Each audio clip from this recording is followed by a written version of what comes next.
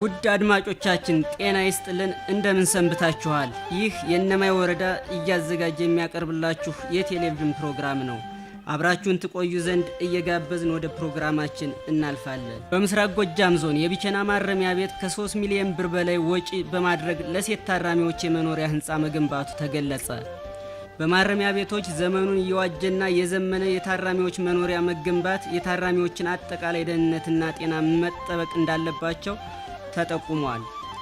ማረሚያ ቤቶች ዘመኑን የዋጀና የዘመነ የታራሚ መኖሪያ በመገንባት የታራሚዎችን አጠቃላይ ደህንነትና ጤና መጠበቅ እንዳለባቸው ተጠቁሟል።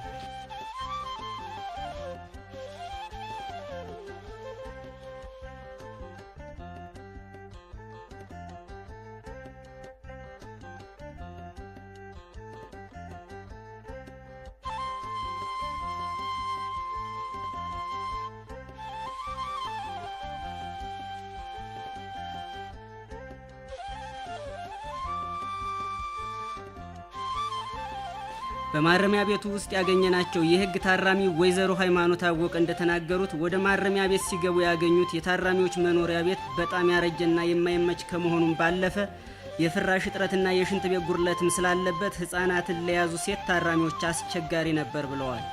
አሁን ላይ የተገነባው ህንፃ ግን ሁሉ ነገር የተሟላለት በመሆኑ የነበሩ ችግሮችን በመቅረፍ ለታራሚዎችና ለህፃናት ጤንነት በጣም ጥሩ እንደሆነም አብራርተዋል። እንደመጣውኝ የገባውበት ቤት በጣም ጭቃ ነበረ። መኝታ ፍራሽ የጎደለው ነው። በዛ ላይ እንደምታየን ህፃን ልጅ ይዘናል። መኝታው በሸራ ምናምን የእንትን የለም ከላይ ጠቀራ ምናምን ያለው ነው። ለህፃናት የሚሆን አይደለም። ለሰው ልጅ መኝታን በቂ ነው ብዬ አላስብም። ምንም የመጣውበት ቦታ ማረሚያ ቢሆንም የጭቃ ነው። መኝታ በቂ መኝታም የለውም። ያ ያልፎ ዛሬ ላይ ግቢው ህንጻ ተጀምሮልናል። አሪፍ ነው። እንኳን ሳንገባ ገና ልንገባበት ነው። ግን ደግሞ እንኳን ሳንገባበት እዚህ ቦታ ስትመጣ ቤት፣ ጓደኛ፣ ቤተሰብ ሁሉ ነገር ጥለህ ነው የምትመጣ። ትከፋለህ እና ይሄ ለኛ አሪፍ ነው ብዬ አስባለሁ። ህንጻው እንኳን ሳንገባበት አሁን እንኳን ገባ ብለን ስንጎበኘው ህሊናችን ሲወጣጠር ደስ ይለናል። ዝም ብለን እንደ ጉብኝትም እናየዋለን። ዝም ብለን ሲከፋን እኛ ውስጥ እንገባለን። ደስ ይላል። እዚህ ስንገባ ደግሞ ብዙ ነገር ይስተካከላል ብዬ አስባለሁ። ሽንት ቤት አለው፣ ሻወር አለው፣ ብዙ ነገር በቃ ይቀርፋል ብዬ አስባለሁ። ሌላኛዋ ታራሚ የሆኑት ወይዘሮ ሰላም አብዩ ደግሞ ለታራሚዎች እየተገነባ ያለው ህንፃ ደረጃውን የጠበቀ መኖሪያ፣ ውሃ፣ መታጠቢያ ክፍል፣ ሽንት ቤትና ሌሎች አስፈላጊ ነገሮች ሁሉ በክፍሉ ውስጥ የተሟሉ በመሆናቸው የነበሩብንን ችግር ይፈታል፣ የርምት ጊዜያችንንም እስክናጠናቅቅ ለልጆቻችን አኗኗር ምቾት ይፈጥርልናል ብለዋል። ያው በቃ አዲስ ግንባታ ተገንብቶልናል። ስናየው ለእንዲው በቃ እስር ቤት ሲባል እኔ እንጃ ምን ብዬ እንደምገልጸው እንጃ። እስር ቤት ሲባል ከሰው የሚገናኝ እንደ ሁሉን ነገር እንትን ምንል አይመስለኝም ነበረ። ግን እዚህ መተን ስናየው መጀመሪያ ጊዜ ከፍቶኛል በዚያም ቦታ ላይ በመግባቴ።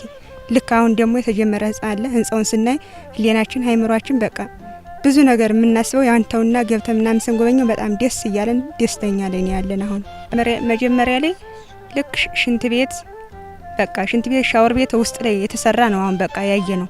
ልክ የኔን ሁሉ ስናገኝ በቃ እኔ በቃ በደስታ በምንም በላይ እኔ ታሰርኩም ብዬም አላስብም። በቃ ቤቴን ሁሉ ለመናያን ነገር ነው ትቼ የመጣውኝ። ልክ እንደመጣው ያ ነገር ሲገጥመኝ በጣም የበለጠ ደግሞ ሃይምሮ እየተጎዳ ነበረ። ግን አሁን ደግሞ ሳይሆን በጣም ደስተኛ ሆኜ ለልጅ ራሱ የኔ ቅርና እቺን ህፃን ልጅ እዚህ ጋር በቃ በጣም በደስታ ነው ያለን። በቃ በደስታ ላይ ማለት ነው። በደስታ ላይ ነው ያለን። እኛ ያችን እንኳን ያመለለው ቀርቶ ቤት ውስጥ ነው በቃ እንግዲህ በኋላ እና እንኳን ማን እንጥራ ብለን የምንሰቃጠጥበት መንገድ የለም። እንደንም ሁሉንም ነገር ቤት ውስጥ ነው እየተሟላልን ያለ። የቢቸና ማረሚያ ቤት ኃላፊ ኮማንደር አለምነህ ተገኘ እንደተናገሩት ማረሚያ ቤቱ በክልሉ በተፈጠረው የጸጥታ ችግር ምክንያት ከፍተኛ ጉዳት እንደደረሰበት ገልጸዋል። ይህን ማረሚያ ቤት መልሶ ለማቋቋም ከክልል ልማት ፈንድ ኮሚሽን በጀት እንደተመደበለትና ይህ በጀትም ቅድሚያ ለሚሰጣቸው ለእናቶችና ለህፃናት እንዲውል በማድረግ ለሴት ታራሚዎች መኖሪያ ህንፃ ግንባታ እንዳዋሉት ኮማንደር አለምነህ ተናግረዋል። ኮማንደር አለምነህ አክለውም የተገነባው ህንፃ ደረጃውን የጠበቀና ለታራሚዎች አስፈላጊ የሆኑ ነገሮችን በውስጥ ያሟላ እንደሆነም አብራርተዋል። በመጨረሻም የማረሚያ ቤቶች ዓላማ የህግ ታራሚዎችን አርሞና አንጾ በማውጣት ከማህበረሰቡ ጋር ተቀላቅለው አምራች ዜጋ እንዲሆኑ ነው ሲሉ ኃላፊው ኮማንደር አለምነህ ጨምረው ገልጸዋል። በክልሉ አጠቃላይ በተፈጠረው የጸጥታ ችግር ምክንያት ማረሚያ ቤቱ ጉዳት ከደረሰባቸው ተቋማት ግንባር ቀደም ነው። ይሄንን ጉዳት የክልሉ የመልሶ ማቋቋም ልማት ፈንድ ጽሕፈት ቤት ከማረሚያ ቤቶች ኮሚሽን ጋር በመነጋገር ያው የበጀት ምደባ አደረገ። ያሉብን ችግሮች በጣም በርካታ ቢሆኑም ካሉብን ችግሮች ለሴቶችና ህጻናት ቅድሚያ ሰጠን ይሄንን ህንጻ ለመገንባት ችለናል። በጣም ጥሩ ህንጻ ያካተተው አንደኛ ወቅቱን የሚጠይቅና ያው ቴክኖሎጂ ተጠቅመን ነው የሰራ ነው። ህንጻው ያው እንደምታውቀው በዘመናዊ መንገድ ነው የተገነባው። በውስጡ የሽንት ቤት አለው፣ ኮመን ሻወርና ሽንት ቤትም አለው። ስለዚህ ታራሚዎች ወደ ማረሚያ ቤት የሚገቡ ሴት ታራሚዎችና አብረዋቸው የሚታሰሩ ህጻናት በነጻነት ይሄንን አገልግሎት አግኝተዋል። ያው ከነበረው ማረሚያ ነው የታራሚዎች ቤት መኖሪያ ቤት በተሻሻለ መንገድና ዘመናዊ በሆነ መንገድ ነው የተገነባው። ህንጻው በመጀመሪያ ልማት ፈንድ ጽሕፈት ቤቱ የመደበልን 2,250,000 ብር ነው። ሆኖ ግን ካሁን በፊት በበጀት ገዝተን ያስቀመጥናቸው አሸዋ፣ ቡልኬትና ጠጠር ስለነበሩን እነሱ ወደ 680,000 ብር ጭማሪ ተደርጎበታል። 2,250,000ውን 100% ተጠቅመናል። አሁንም ያልጸደቀ 550,000 ብር ተጨማሪ በጀት ጠይቀናል። እሱ ይለቀቃል ብለን እናስባለን። እነዚህ የሶስት የበጀት ድምሮች እንግዲህ ወደ 4 ሚሊዮን ብር ይሆናል ተብሎ ይገመታል። መሪያው የነበረው ይኖሩበት የነበረው መኖሪያ ቤት እጅግ በጣም ደካማ የተጎሳቆለ፣ በተለይ ክረምት ላይ ውሃ እያመነጨ ለመኝታ የማይመች እና የተለያየ ተባይ እንደ ምስጥ እንደዚህ የተለያዩ ተባዮች እያወጣ በጣም ብዙ በጣም ችግሮች የነበሩበት ነው። ይሄን ሁሉ ችግር ቀርፎልናል ማለት ነው። ስለዚህ በጣም ትልቅ ለውጥ ነው ያለው ከነበረው የሴት ታራሚዎች መኖሪያ ቤት አኳያ እጅግ በጣም ለውጥ አለው። ማረሚያ ቤት በጣም በርከት ያለ የማህበረሰብ ክፍል የሚያስተናግድ ተቋም ነው። ተቋሙ የብዙ አካላትን ድጋፍ ይፈልጋል።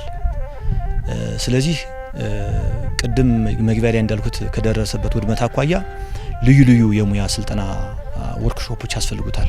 አሁን እሱ በጣም በርካታው ዘርፍ ቆሟል። በህንጻው ውድመት ምክንያት፣ በማቴሪያሉ ዝርፊያ ምክንያት በጣም ብዙ የወርክሾፕ ተቋሞቻችን ወደ ኋላ ቀርተዋል።